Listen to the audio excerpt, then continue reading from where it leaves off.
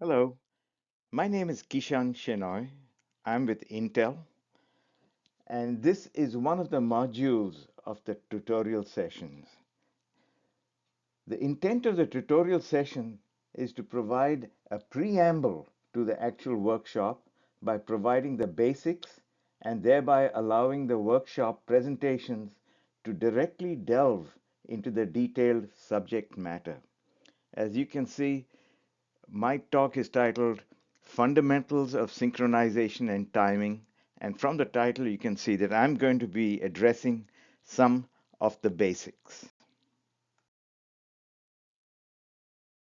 We begin with some very basic principles. First and foremost, we'll talk about what we refer to as time and frequency. What do they mean, and how do they interact?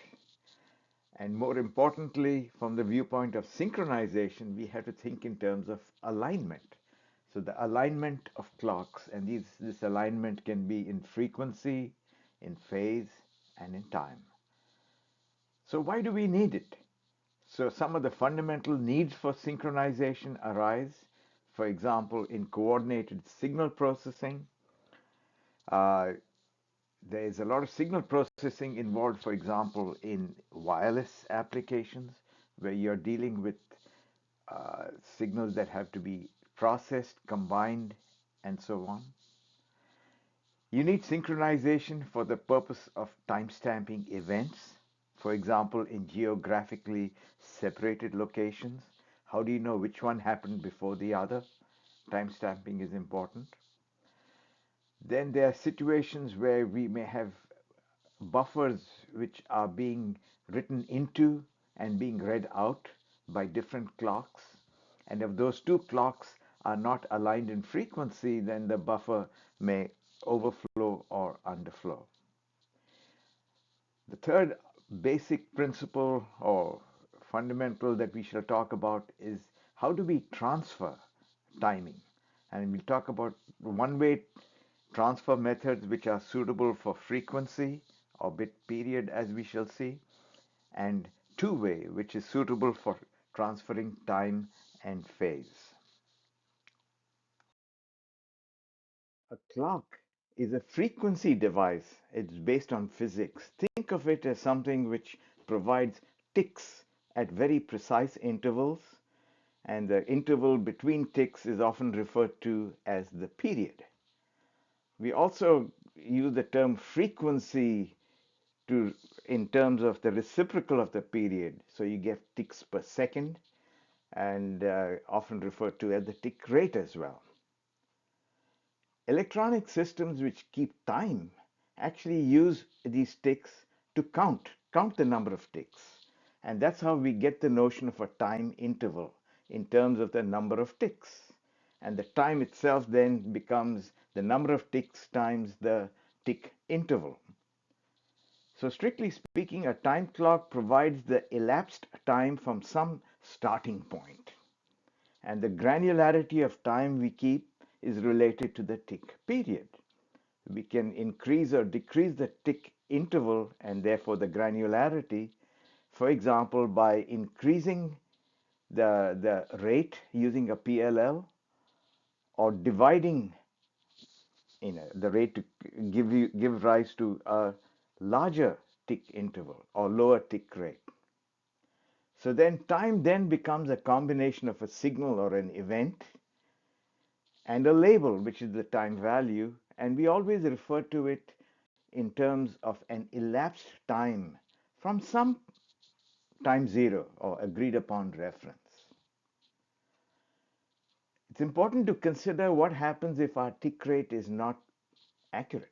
So frequency offset or error in the tick rate is the deviation from the advertised value. So we may say that a clock tick is 1 megahertz, but it may not actually be 1 megahertz.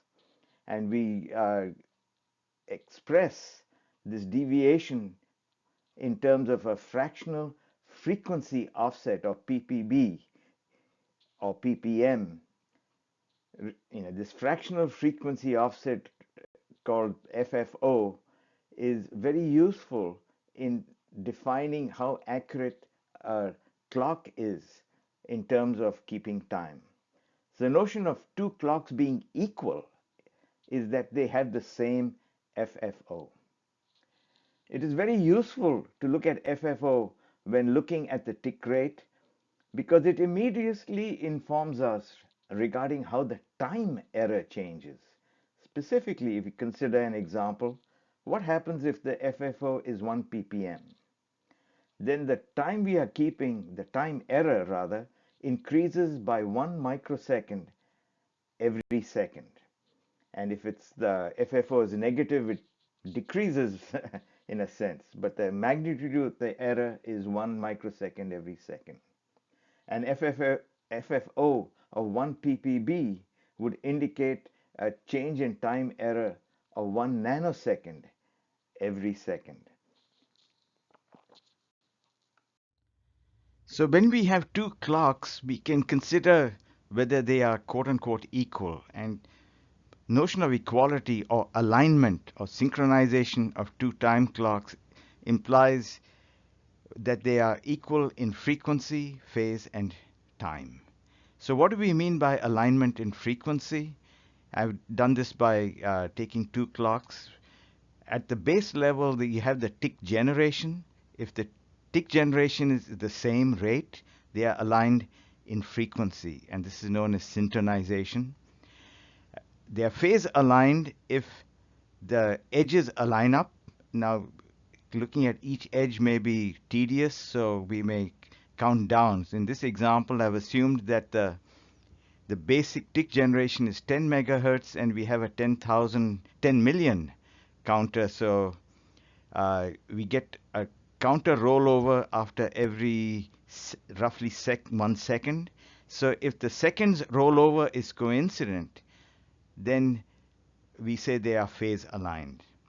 Now, every time this rolls over, we can have another counter for seconds. Now, let's assume that both the seconds counters start at 0. Then, as long as they are time aligned, we'll see an equal number of seconds. We can make it a little more fancy and look at time alignment in terms of local time, because then we have to take into account where we are in the world, what time zone, etc. So basically, the difference between the time values of the two clocks is also referred to as the time error. So a clock is a frequency device providing ticks. Electronic systems count ticks for time interval, and time is essentially a combination of event, which is the instant we are looking at, and a time, elapsed time, shall we say, from the chosen starting point. The chance of two clocks being perfectly aligned is very small. So we have developed a bunch of metrics to quantify misalignment. At the very basic level is the notion of time error. And the way we define time error is, if you look at the edges that we are looking at, either the ticks or maybe the 1 second rollover point we used in the previous example, we look at the time difference between corresponding edges, and that is the time error. Time interval error is an extension, and that is when we are looking at two clocks which are measuring the duration of an interval of interest. So the error in the, or the difference in the duration measurement is the time interval error. The two metrics that we'll talk about, and there's another section on clock metrics coming up, but the two major metrics we look at are MTI and TDEV. MTI is a measure of maximum error, whereas TDEV, or time deviation, is more a measure of stability in terms of like a standard deviation. When we deal with clocks, there's two important properties. One we call accuracy and the other stability. They sound similar, but they are actually quite different. When you think about stability, it's a measure of consistency, and accuracy is how close you are to the truth. So you can have something which is stable but not accurate, like the bullseye pattern on the left-hand side, or you can have something which is very stable and very accurate, and that implies that you are hitting the bullseye with a tight grouping, whereas stable is just a tight grouping. When we deal with oscillators in particular, we are very worried about stability and not so much about accuracy, because very often we have a reference available with which we can control the oscillator. And if as long as it's stable, we can do a good job of calibration. The fundamental need for synchronization, I'll look at three different areas: signal processing, events, and buffer handling. Signal processing requires good synchronization. Why do I say that? When we process signals, it's usually in the form of digital signal processing where we've taken samples. So there's a notion of if the sample is taken at the wrong instant of time, that introduces an error. And since the sampling is governed by the clock, the synchronization error of the clock can be translated into something like a noise. So think about epsilon of t is the difference between the true value x of t and the sample that we've actually taken, which was taken at the wrong time. And this delta is like the time error. So synchronization error we can actually quantify in terms of signal to noise ratio. That's what I show here. The noise is just the difference between what you expect and the delayed version of it, the delay being a result of sync. And we see that the SNR drops dramatically as the time error increases. That's number one. And number two, it drops also with the bandwidth of the signal. So the wider the bandwidth, the more drastic is the drop. The important thing to take away from this slide is that if you are going to do any kind of signal processing, and we do, especially in wireless, you need good synchronization. Other cases where synchronization is important, think of timestamping events, especially if you want to see which event occurred, before another, and especially if these events are in geographically disparate locations. The way to do it would be to timestamp the events with clocks which are synchronized to a common reference. There are many examples of it, like distributed databases, stock trades, sensor fusion, etc. Another good example for synchronized clock applications is in verification and validation. This is best exemplified in the stock market, where timestamps are used to chronologically order trading activities, even across continents. Then in traditional telecom, or so-called TDM, where multiple data streams were merged together, they would have to have exactly the same rate, because otherwise you would not be able to interleave them. And if you did any buffer processing, these buffers would overflow or underflow. I'm going to talk about next about the transfer methods. So this is how you deliver timing information from one point to another. So the basis, you need to do that in order to synchronize two clocks. Take the example of transmission of a bit stream. The source or transmitter clocks out the bits using a TX clock, which is its clock. The waveform goes to the receiver, where in order to extract the information, he has to do a clock recovery operation so that he can identify what is the bit interval and what is a good place within the bit interval to take a sample to get a decision on whether it's a digital 1 or a digital 0. That is the clock data recovery portion of it. But clock recovery, when it's done correctly, the time period of the RX clock at the receiver would be basically the same as the time period of the transmit clock. The transfer of time or phase is a lot more interesting and requires a two-way exchange of packets over a packet network. here's the way it is achieved, for example, in Precision Time Protocol, PTP, or IEEE 1588. So the master transmits a packet which has a timestamp embedded in it, and the timestamp T1 is the time of departure of the packet. The packet transfers over to the subordinate side, and the subordinate timestamps, according to its own clock, the time of reception or the time of arrival as T2.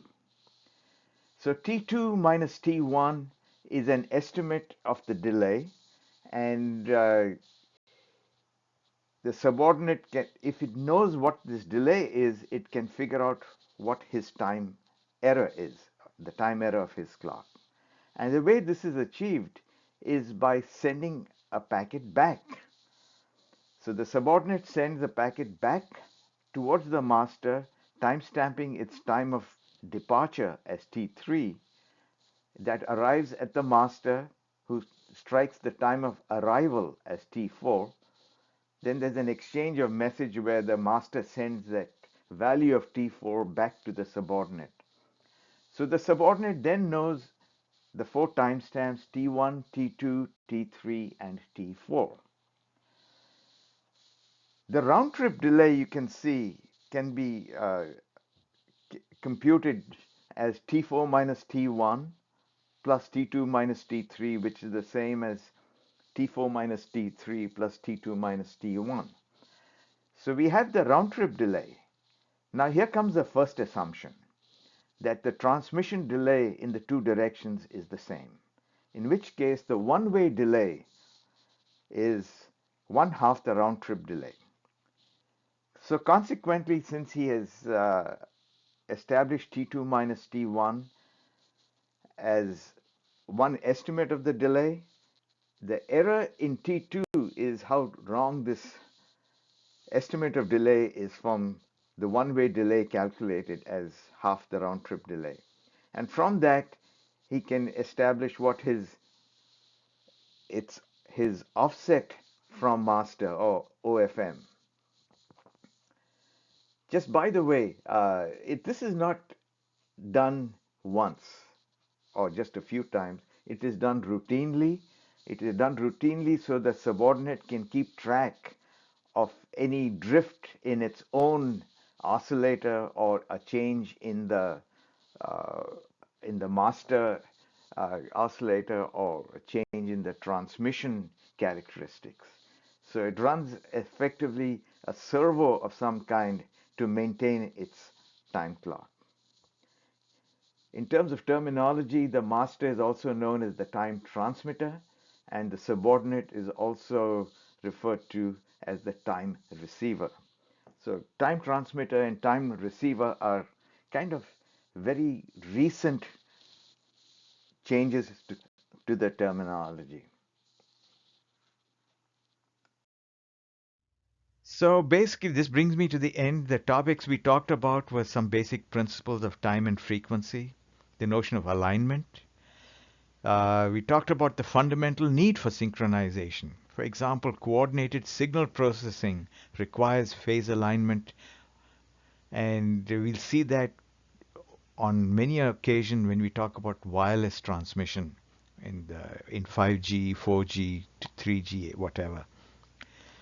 Timestamping events, especially in geographically separated locations, requires time alignment, of course, and you need that in order to decide events and ordering of events. And in some applications like distributed databases, time alignment is extremely useful.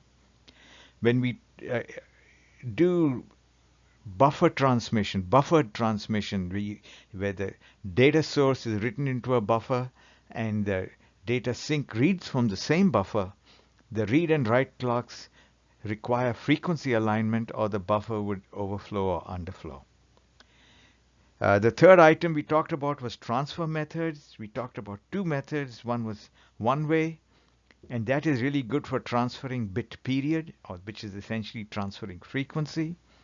And the other was to do not just transfer bits or bit time, but also measure the round trip delay, which allows the slave to align its actual time clock with the master's time clock.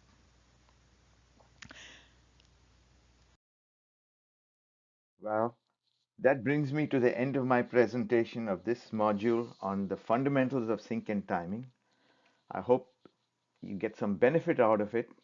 And if you have any questions, comments, or suggestions, please do send them to me. I've provided my email here, and I look forward to hearing from you. And have a great workshop.